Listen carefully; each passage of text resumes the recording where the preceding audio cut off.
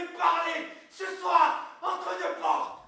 Comme toujours, la troupe éphémère des Nuits de Joux a cogité, chacun de son côté, échangé tout au long de l'année, avant de décider collectivement des 3 créations qu'elle allait monter pour cette édition.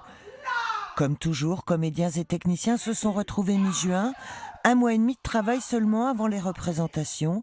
C'est la première fois que Victor Hugo est joué aux Nuits de Joux. On a eu un peu le coup de cœur pour celle-là. En fait, il y a énormément de rebondissements. Il y a vraiment les codes du théâtre shakespearien avec les principes de série où il y a des cliffhangers et tout. Beaucoup de suspense, des rebondissements dans tous les sens. Donc ça nous a bien plu. Ça. Et du coup, il y a eu une sorte d'évidence. On s'est dit que une telle pièce pour le travail de troupe qu'on entreprend au festival, c'était super, quoi.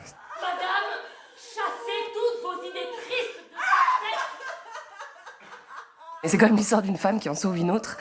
Et ça, je trouve ça assez fou, en fait. Une histoire que nous, on appellerait de sororité aujourd'hui, qui sans doute n'existait pas à l'époque, mais que j'ai trouvé assez moderne, en fait, chez Victor Hugo, et qui m'a semblé résonner encore plus. Et ouais, ça fait partie des choses qui, en tout cas, pour ma part, m'ont vraiment compté pour ce choix de cette pièce-là, quoi. Pour la troupe, c'est un véritable marathon, une folle quinzaine, où les représentations s'enchaînent, passer d'une pièce à l'autre, d'un lieu à l'autre.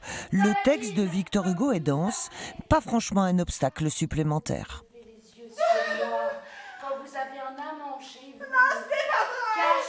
La magie opère immédiatement, quoi. Là, tout le départ, c'est vraiment que du texte qui se déroule.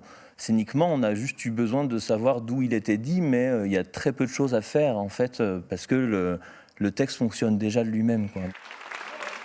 Classique revisité, texte contemporain ou pièce jeune public, pas un jour de relâche pour la troupe des Nuits de Joux jusqu'au 12 août.